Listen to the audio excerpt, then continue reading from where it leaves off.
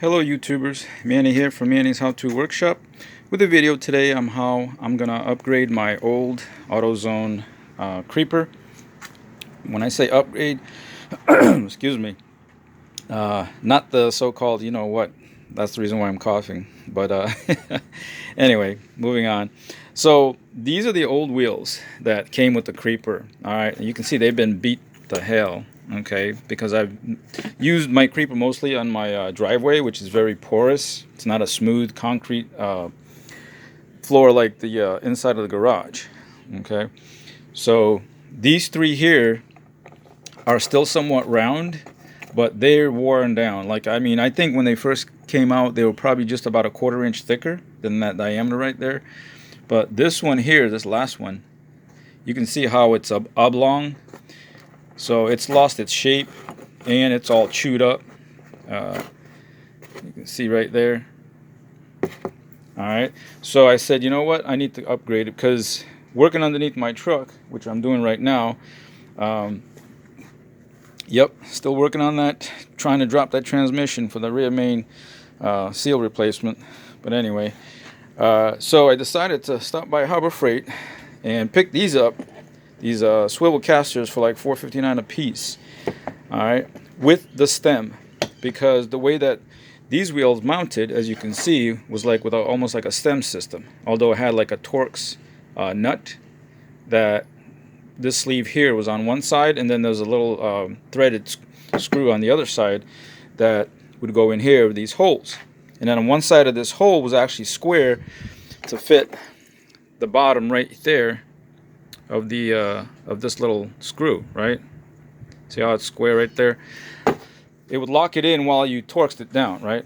So anyway, I decided to get these. As you can see, these are 3-inch wheels. Height-wise, they're much higher, probably like 3.5, well, 4 inches high. And these are only like, you know, from bottom of the wheel to there is probably like, you know, 1.75 inches.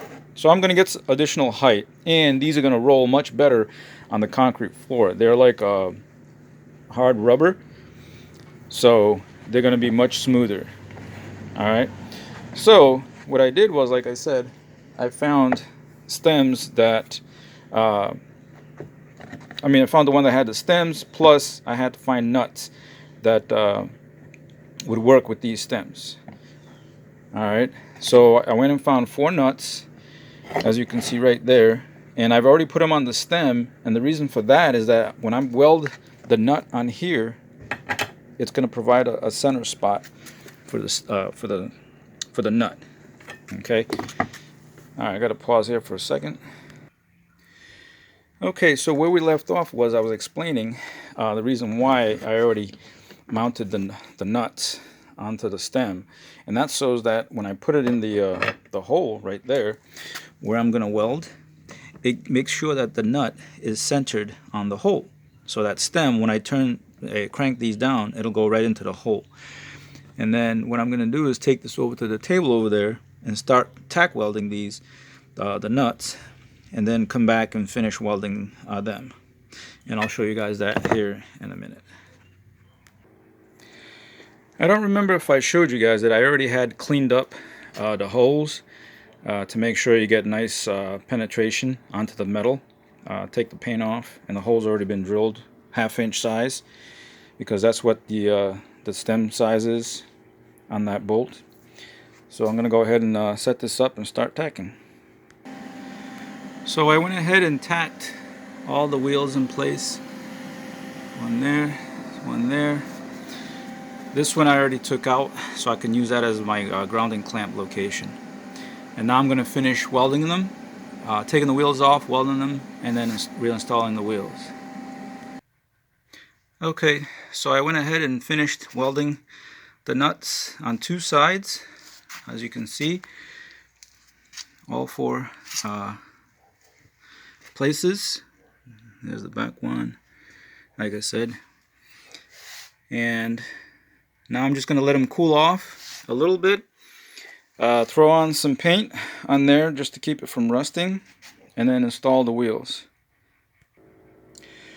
So I wanted to show you guys that after I install the wheels, that the wheels are going to clear the part of the frame right here that goes across the cross member, so that it's not going to touch, you know, that or that. Now I was just thinking about something else. I can find 4 more nuts and install them before putting this on there, like sink the nuts all the way down and make them jam nuts, which will allow me to adjust this height wise. I can make this this height here, you know, longer or shorter. So that might be a possibility. But for right now, I'm just going to use washers in between this nut and this nut, so that it won't, you know, get stuck in there. Plus, this stem can only go so far in anyway, and that's the reason for the washers. So anyway, I'm going to go ahead and end this video here at this time, and you'll see this creeper in other upcoming videos.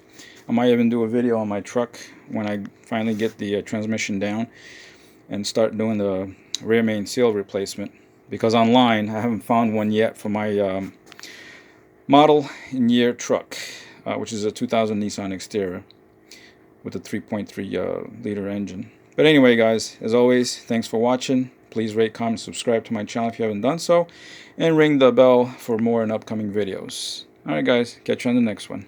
Bye.